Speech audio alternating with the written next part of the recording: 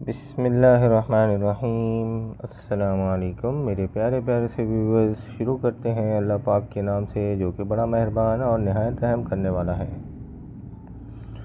تو ویڈیو دیکھ کے آپ کو اندازہ ہو رہا ہوگا کہ ابھی میں آپ لوگوں کے ساتھ شیئر کر رہا ہوں بہت ہی ایک ڈیفرنٹ سی ریسیپی اور مزیدار، اتنی مزیدار ہوگی کہ آپ بولیں گے کہ بھائی ہمیں ہفتے میں 2 سے 3 دفعہ یہ ڈش کھانی ہی کھانی ہے، کیونکہ بہت ہی ڈیفرنٹ سی ریسیپی ہے اور بہت ہی مزیدار سی ریسیپی ہے، جسے ہم کہتے ہیں چکن ملائی کباب ہانڈی۔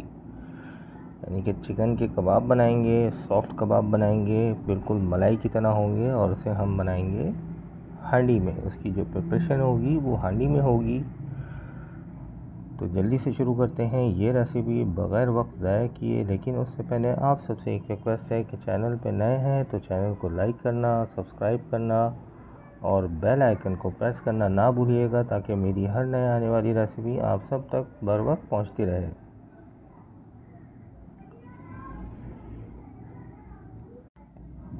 تو یہاں دیکھیں میں نے چکن کا قیمہ لیا ہے، یعنی کہ چکن مینسڈ ہے، جو کہ میں چاپر میں کنورٹ کر رہا ہوں، چاپر میں ڈال رہا ہوں۔ آلریڈی پہلے سے بنا ہوا قیمہ ہے۔ آپ لوگ حیران ہو رہے ہوں گے کہ میں دوبارہ سے اسے چاپر میں کیوں ڈال رہا ہوں، تو اس کا مین ریزن یہی ہے کہ اس میں ہم جو ہے مسالہ مکس کریں گے اور اسے مزید باریک کریں گے۔ تو دیکھیں چاپ آنین ہے، آلریڈی چاپ کر کے رکھ لی تھی میں نے، اس کا پانی بالکل نچوڑ دیا تھا۔ آنین بھی اس میں شامل کر دیں گے دوبارہ سے، ساتھ ہی میں اس میں شامل کروں گا کٹی ہوئی اس طرح سے ہری مرچ۔ یہ ہری مرچ اس طرح سے دردری کی باریک کٹی ہوئی ہے، اسے کٹی ہوئی بھی کہتے ہیں۔ ہری مرچ شامل کر دیے۔ یہاں پہ بہت ہی زیادہ کم اسپائسز کا استعمال ہوگا۔ یہ بس 3 اسپائسز ہیں، میجر ہے۔ مین جو اسپائس ہے وہ ہمارا نمک ہے، کالی مرچ اور گرم مسالہ۔ بس اوپر سے اس طرح سے ہرا دھنیا توڑ کے ڈال لینا ہے۔ ہرا دھنیا کاٹنے کی ضرورت نہیں ہے، کیونکہ ہم چاپ کر رہے ہیں، چاپر میں اس کو مکس کرنے کے لیے دوبارہ سے پیس رہے ہیں، تو اس طرح موٹا موٹا کر کے ہرا دھنیا شامل کر دیجئے۔ کاٹنے کی ضرورت نہیں پڑے گی، وہ اسی چاپر میں اس کے ساتھ مکس ہو جائے گا۔ یہ دیکھیں یہ میں نے چاپ کرنا شروع کر دیا ہے، اسے اچھے سے چاپ کریں گے، بالکل باریک ایک فارم میں لے کر آ جائیں گے ساری چیزیں۔ پیاز، مسالے، ہری مرچ، یہ میں نے ساری چیزیں ایک ہی فارم میں لے کر آنی ہے۔ اوپر سے میں نے لہسن ادرک کا پیسٹ اس میں شامل کیا ہے۔ یہ دیکھیں یہ کتنا زبردست بہترین سے اس کا جو ہے وہ قیمہ تیار ہو گیا ہے اور زیادہ باریک ہو گیا ہے۔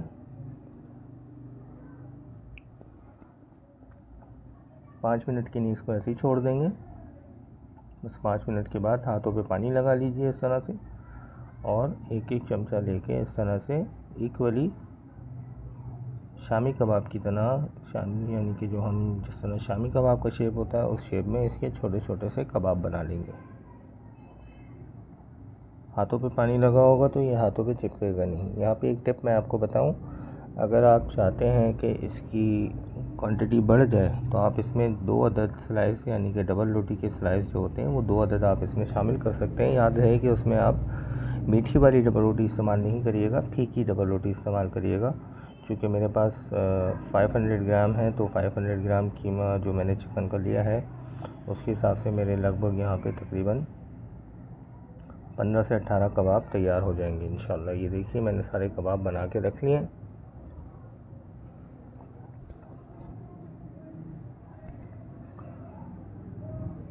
بس ایک پین لیا ہے میں نے، فرائی پین، اس میں تھوڑا سا آئل شامل کیا ہے، کوکنگ آئل۔ اب اس کی جو مسالے کی پریپریشن ہے وہ کرتے ہیں پہلے۔ اس کے ساتھ ہی میں نے اس میں پیاز ڈالی ہے، گرینڈ کی ہوئی پیاز ہے، بالکل باریک پسی ہوئی پیاز ہے۔ وہ پیاز میں نے اس میں سب سے پہلے ڈالی ہے، ہلکی سی سوٹے کریں گے پیاز کو، تاکہ پیاز کا جو کچا پن ہے وہ بالکل ختم ہو جائے۔ اگر اس کے کچا پن ختم نہیں کریں گے تو سالن کا ذائقہ خراب ہو جاتا ہے۔ لہسن ادرک کا پیسٹ شامل کر دیا ہے، تھوڑی سی اس کی بھنائی کریں گے، زیادہ دیر بھنائی نہیں کرنی، بس ہمیں پیاز کا جو کچا پن ہے وہ ختم کرنا ہے۔ یہ کچھ مسالے ہیں جو میں نے پیس لیے ہیں، جس میں کالا زیرہ شامل ہے، وائٹ زیرہ شامل ہے، لاہوری نمک ہے اور ثابت دھنیا۔ اس طرح سے دردرا سا پیس لیا ہے، اس کو میں نے بالکل باریک نہیں کیا، ثابت دھنیا کو دردرا سا پیس کے اس میں شامل کیا ہے۔ اور کالی مرچ پسی ہوئی، جو کہ آلریڈی پسی ہوئی رکھی ہوتی ہے، ہر گھر میں اویلیبل ہوتی ہے، وہ اس میں شامل کر دی تھی میں نے۔ حسب ذائقہ مسالے ہم اس میں لے سکتے ہیں۔ وائٹ پیپر کا تھوڑا استعمال زیادہ کریں گے، تاکہ ہم جس طرح کا ہم ٹیکسچر اس کا چاہ رہے ہیں، ہانڈی کا ٹیکسچر ہوگا وائٹ ہانڈی، تو یہ بلیک نہ ہو۔ زیادہ تر یہ ڈشز کھائی جاتی ہیں بھائی پاکستان اور انڈیا اور بنگلہ دیش میں۔ سب سے زیادہ اس کا جو ان ہے انڈیا اور پاکستان میں بہت زیادہ لائک کی جاتی ہیں۔ پاکستان اسپیشلی کراچی اور لاہور کے جو شہری ہیں بہت زیادہ چٹخارے ہوتے ہیں، انہیں نئی نئی ڈشز چاہیے ہوتی ہیں، تو یہ بالکل نئی اور مزیدار سی چٹپٹی سی ڈش ہے، آپ لوگ ضرور ٹرائی کیجئے گا۔ اوپر سے دیکھیں میں نے اس میں 5 سے 6 عدد لال سابت مرچیں ڈال دی ہیں، اور ساتھ ہی میں نے اس میں شامل کر دیا ہے اچھی طرح سے پھٹا ہوا دہی۔ دہی میں نے لیا ہے 350 گرام دہی ہے، وہ دہی اچھی طرح سے پھینٹ کے شامل کرنا ہے تاکہ جو اس کے اندر جو لمس ہوتے ہیں وہ ختم ہو جائیں۔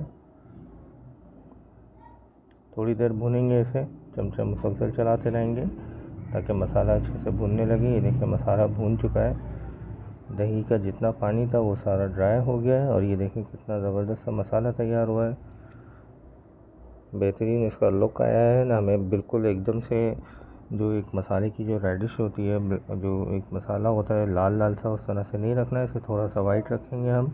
اوپر سے اس میں شامل کر دیں گے کریم، بس کریم شامل کر کے چولہا بالکل بند کر دیجئے، لیکن اسے ملائیں گے اچھی طرح سے تاکہ جو مسالے کا اور جو کریم کا جو ٹیکسچر ہے، جو آپس کے جو کمبینیشن ہے وہ اچھی طرح سے کمبائن ہو جائے۔ بھائی دیکھنے میں کتنی زبردست سی ریسیپی لگ رہی ہے، میرے تو منہ میں ابھی سے پانی آ رہا ہے بہت زیادہ، لیکن کیا کریں ابھی تھوڑا سا اور صبر کرنا پڑے گا۔ اوپر سے گارنشنگ کر دیجئے ہرا دھنیا کی، کیونکہ دیسی ڈش ہے تو ہرا دھنیا تھوڑا سا زیادہ استعمال ہوگا، ہم بعد میں بھی اور ہرا دھنیا کا استعمال کریں گے۔ بس یہ دیکھیں وہ میں نے گریوی بنا کے الگ کر لی ہے، اسی کڑھائی میں میں نے دوبارہ سے تھوڑا سا تیل ڈال دیا تھا۔ اب یہ جو کباب رکھے تھے بنا کے وہ فرائی کر لیتے ہیں، بالکل سلو آنچ پہ بہت آرام سے بہت پیار سے فرائی ہوں گے۔ بہت مزیدار سے چھوٹے چھوٹے سے چنو منو سے کباب ہیں، بہت نازک سے کباب ہیں چکن کے، تو بہت آرام سے آپ اس میں پین میں ڈالتے جائیں اور ایزیلی فرائی ہوں گے، بالکل نہیں ٹوٹیں گے، اس کی تو گارنٹی ہے، کیونکہ جس طرح ہم نے اسے ڈبل چاپ کیا ہے، پہلے آلریڈی چکن کا قیمہ تھا، پھر بعد میں میں نے اس کو دوبارہ سے چاپر میں شامل کر کے جو مسالے تھے وہ سارے اس کے ساتھ مکس کیے ہیں، تو اس بات کی تو گارنٹی ہے کہ یہ ٹوٹیں گے نہیں انشاءاللہ۔ آپ گھر میں بہت آسانی سے بہت مزے سے اسے تیار کر سکتے ہیں، اور اپنے گھر والوں کو اور اپنے گیسٹ کو، یعنی کہ جو آپ کے مہمان حضرات ہوں گے، انہیں آپ حیران کر سکتے ہیں۔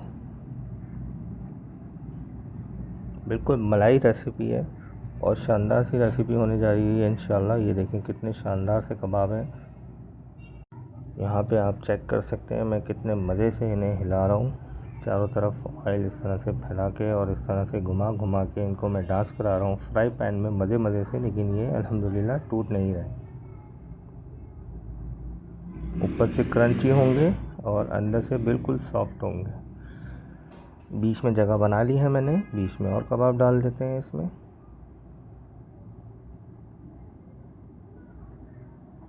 یہ دیکھیں جی کتنے زبردست سے فرائی ہو رہے ہیں، مزیدار سے، دیکھنے میں اتنے زبردست لگ رہے ہیں، تو بتائیے کھانے میں کتنے زبردست ہوں گے انشاءاللہ۔ براؤن سے فرائی کرنے ہیں، کرنچی، اوپر سے جتنا کرنچ ہوتا ہے نا یہ کباب اندر سے اتنا ہی نرم ہوتا ہے۔ یہ دیکھیں ماشاءاللہ سارے کے سارے کباب فرائی ہو چکے ہیں، بس میں نے جو باقی فرائی کر کے رکھ لیے تھے وہ بھی دوبارہ سے میں نے اسی فرائی پین میں ڈال دیے ہیں۔ اب جو گریوی بنا کے ہم نے رکھی تھی وہ ساری گریوی اس کے اوپر شامل کریں گے، پہلے ساری گریوی اس کے اوپر شامل کر دیں گے۔ نیچے سے دیکھیں آئل کس طرح سے کڑکڑا رہا ہے، اور اسی پین میں تھوڑا سا پانی لیا ہے میں نے، بس تھوڑا سا پانی دے کے اس کو ڈالیں گے تاکہ جو کباب کے اندر تک جو ہمیں ذائقہ بٹھانا ہے اس گریوی کا وہ اندر تک اچھی طرح سے بیٹھ جائے اور مزید سافٹ ہو جائیں گے۔ یہ بھی میں بتا دوں کہ میں نے پانی جو اس میں تھوڑا اور شامل کیا ہے، کباب آلریڈی سافٹ ہے لیکن اندر سے اور زیادہ سافٹ ہو جائیں گے۔ تو بھائی میرے منہ میں تو ابھی آ رہا ہے بہت زیادہ پانی، اور جب میں یہ مزے کی ریسیپیز تیار کرتا ہوں تو مجھ سے صبر نہیں ہوتا۔ یہ دیکھیں میں نے اوپر سے اور ملائی شامل کی ہے اس میں،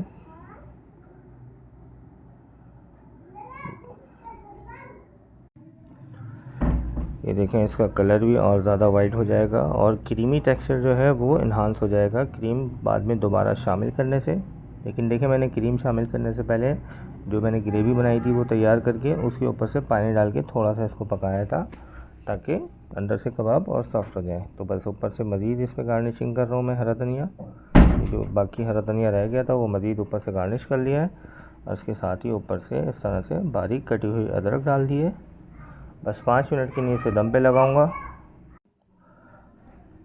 بس 5 منٹ کے لیے دم لگایا ہے. دم لگانے کے بعد دیکھیں میں چیک کرتا ہوں ہلکے ہلکے سے اس میں ببلز غبارے آنا شروع ہو گئے. تو بس یہ بالکل ریڈی ہے, یعنی کہ بالکل تیار ہو چکا ہے. اسے دوبارہ سے مکس کر لیں گے.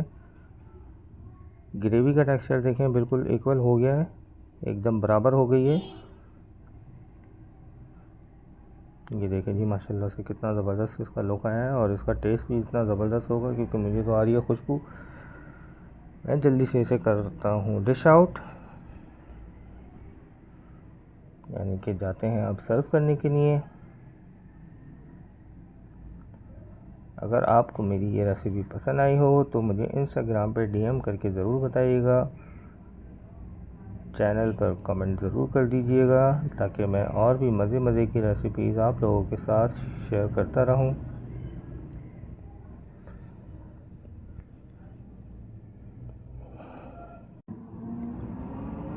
یہ دیکھیں اس کا لک دیکھیں ماشاءاللہ کتنا زبردست یمی سا لک آ رہا ہے. مسالہ دیکھیں کتنا شاندار سے تیار ہوا ہے. اس ہانڈی کا ملائی کباب ہانڈی بہت ہی زبردست سی تیار ہوئی ہے. میں آپ کو کباب ابھی توڑ کے بھی دکھاتا ہوں کتنا سافٹ اور ملائی اور بالکل بہترین سا کباب تیار ہوا ہے کہ آرام سے جس کے دانت بھی نہ ہونا تو بھائی وہ بھی کھا لے گا مزے سے وہ بھی خوشی کھائے گا. خیر it's a part of job. مجھے دیجیے اجازت اسی نوٹ کے ساتھ کہ اپنے گھر والوں کا آس پڑوس کا سب کا بہت خیال رکھا کریں. مجھے کامنٹ ضرور کرتے رہا کریں, انسٹاگرام پہ ڈی ایم کرتے رہا کریں تاکہ اور بھی مزیدار سی ریسیپیز میں آپ لوگوں کے ساتھ شیئر کرتا رہوں. بیل آئیکن میرے چینل کا ضرور پریس کر دیجیے گا تاکہ ہر نئے آنے والی ریسیپی کا نوٹیفیکیشن سب سے پہلے آپ لوگوں تک پہنچتا رہے. I'm very thankful to you for watching my all videos. اللہ حافظ.